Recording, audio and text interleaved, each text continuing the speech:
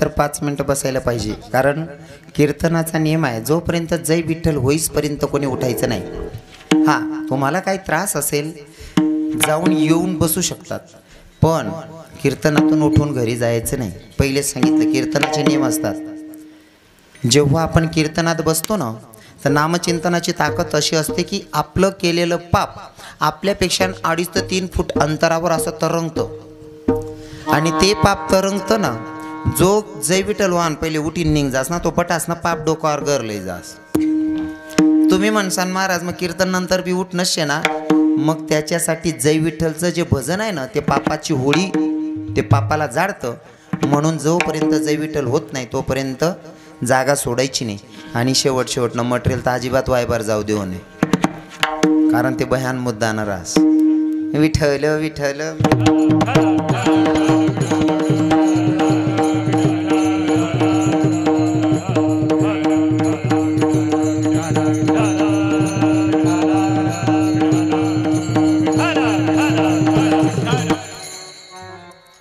समध्यांना भजन गायला सांगितलं, तर कोणी कोणी भजन गायलं खरं सांगा आता? 2-5 मिनिटात सेवेला पूर्ण विराम असेल। कोणी कोणी भजन गायलं? इथं देवाचं भजन गायला अजिबात कंटाळा करायचा नाही। देवाचं भजन अंतःकरणापासून झालं पाहिजे। किती वेळी भक्ती करायची माहिती आहे का? नाही हो, बटा नका टाका हो, बरं ना आठवी जाई ना बाबा, काय बांधा नाही ना? नाही हां हां बरं, चालेल। काय आहे माहिती आहे का, मी बी जास्त टाईम मोठला फुलार देखेश नाही, मला पक्का समजस बोल नका। असा मोठा फुलार देखा ना, कितला जिवाडा आहे नाही का? गाव कितलं भारी फुलार म्हणा, काही दर आहे राहता नाही, एवढा फुलार म्हण गया मा टाक देना, ते प्रेम बी समजस, पण कवय कोय आहे प्रेम मा फशी नको जाऊ मनेश नाही, मी मोठला फुलार होणार का पटकन काढलेस नाही, विने करीन गया मा घाल देस। का बरं माहिती आहे का? या फुलार मा ना बाम घालीन राजू गांधीला माठ टाकेले, त्यामुळे म्हणा जीव व्यास काल लिहून विने करीन गया मा घाल देऊ, त्याच ना देवचे बुवा।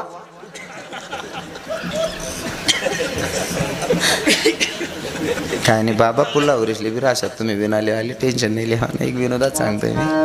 हा, भक्ती करत असताना अशी करायची अंतःकरणापासून, जसं तुम्हाला सांगितलं ना, संतांचं देवावर प्रेम होतं, भक्तांचं देवावर प्रेम असतं, विशेष करून गोपिकांचं कन्हैयावर प्रेम होतं, आणि अजून खास करून राधेचं देवावर प्रेम होतं।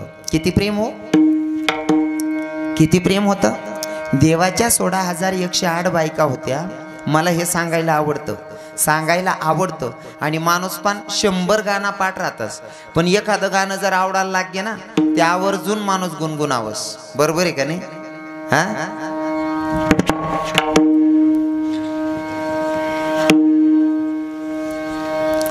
गाणं आवडणं का ते आवर्जून गुणगुणस माणूस, पण आहे ना ते मन आलं पाहिजे।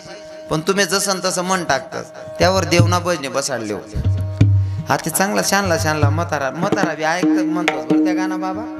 हा, ते एक गाणं बोलतं चालू आहे मार्केटमा, हो, त्यानं मधलं अंतर असं आहे, दिनेश दास आहे, मधला अंतर रविदास आहे, भाऊ कदम। म्हातारा बी म्हणतस, बाया सुद्धा रांता त्याच गाणं म्हणतेस, कोणतं?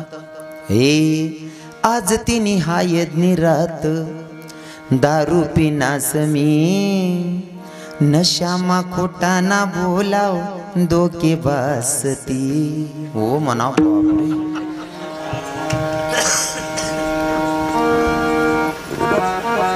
साधा अंगले काटा येतच होतीन का म्हणा ऐकीस नाही। जर तुमले चालते आवडी घेते ती चालते वानो भजन दुसरं म्हणानं, हे शाम तेरी वास्ते मैं घर छोड़ आई, शाम तेरे वास्ते घरदार छोड़ आई, संसार छोड़ आई, घरदार छोड़ आई, संसार छोड़ आई।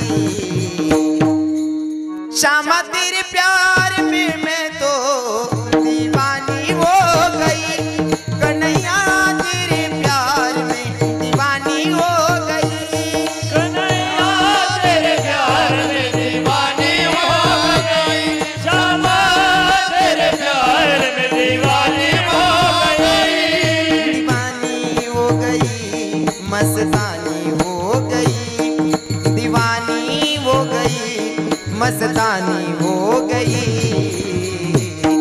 कान्हा तेरे प्यार में दीवानी हो गई, कान्हा तेरे प्यार में दीवानी हो गई। ओ कान्हा तेरे प्यार में दीवानी हो गई, कान्हा तेरे प्यार में दीवानी हो गई।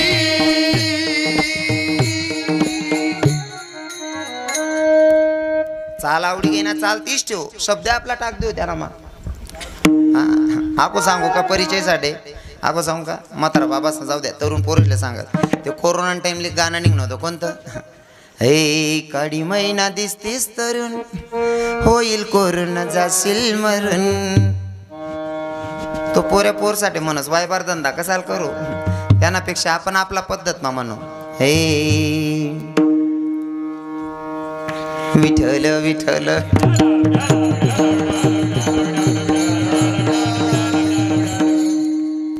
म्हाताऱ्या बाबांचं एक गाणं आहे, कोणचं तुम्हाला टाइम नाही, एक गाणं आहे जुना गाणं बेकार याद येतच मला, पर ते जुना गाणं म्हणा टाइमले ना तो हिरो हिरोईन साठी म्हणस, आपण आपला देव साठी म्हणू, हे थोडे ना। मी काय करतो माहिती आहे का, वास्तविक पाहता वारकरी संप्रदायामध्ये ते चालत नाही, पण आमच्या वृंदावनमध्ये ना तुमच्या भक्तीपेक्षा तुमच्या भावला किंमत असते, आणि मी भगवंताकडे गेल्याच्या नंतर माझी हाक अशीच असते। वृंदावनमध्ये बरसानामध्ये राहते एक साध्वी आहे पूनम दिदी, तुम्ही ऐकलं असेल, पूनम दिदी म्हणते एक हिंदी गाणं, पर तो हिरो हिरोईनसाठी म्हणस की हिरोईन हिरोसाठी म्हणस, तो भाव वेगळा, पण भगवंताच्याकडे बघावं आणि भगवंताला सांगावं काय, हे तेरे चेहरे में वो जादू है, बिन डोर खींचा आता हूँ, जाना होता है और कहीं तेरी और चला आता हूँ, तेरे चेहरे में वो जादू है, तेरे चेहरे में वो जादू है, बिन डोर खींचा आता हूँ, जाना होता है और कहीं तेरी और चला आता हूँ, तेरी और चला आता हूँ।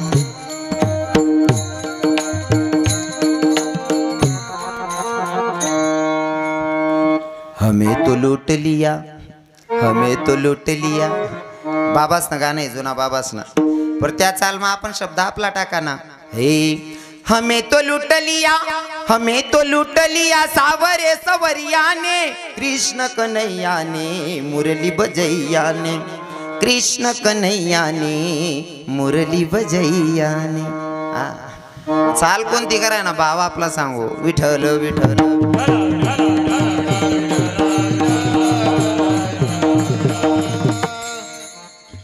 सगळ्यांना सांगितलं होतं अंतकरणापासून देवाची भक्ती करा, टाळी वाजवा, भजन का, कोणी कोणी भजन म्हणा बरं, खरं खरं सांगा, कोणी कोणी भजन म्हणा, शपथ आहे खोटं बोलायचं नाही, का बरं देवनी तुम्ही दरादरी जायचे का, चला बा आमना वावर म्हणा मालबिगरी चरा बाण कापी लय घ्या बोलू, असं काहीच होईल नाही ना, देवाचं भजन गायचं ना, किती वेळी भक्ती करायची सांगू का, हे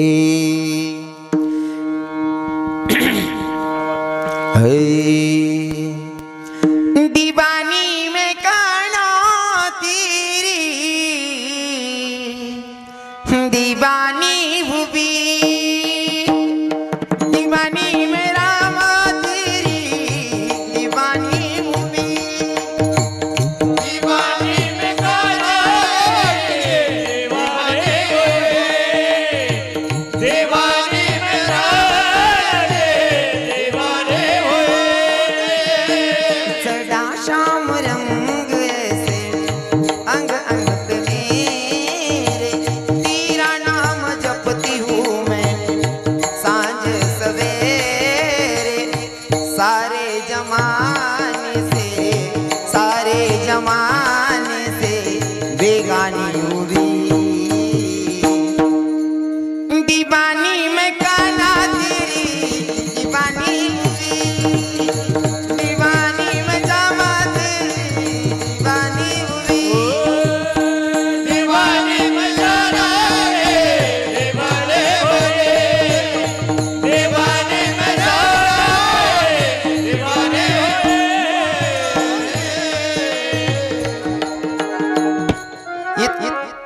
वेळी भक्ती करायची ना, भगवंतांना फिरून आपल्याकडे एकदा बघायला पाहिजे. पण लोकांना आम्ही सांगतो भगवंताचं नामचिंतन करा, नामचिंतन करा, तरी काही लोकेच ना प्रश्न राहत, महाराज तुम्ही इथला देव देव करायला लावतो पण देवनी माले काय दिन रास ना, बाकीच ना प्रश्न. तुम्ही देव करायला लावतोस महाराज, सप्तान पावत्या पाडायला लावतोस, पण देवनी आमले काय दिन? अरे देवनी काय दिन मनापेक्षा देवनी काय नाही दिन ते सांगा. काय कमी करेल?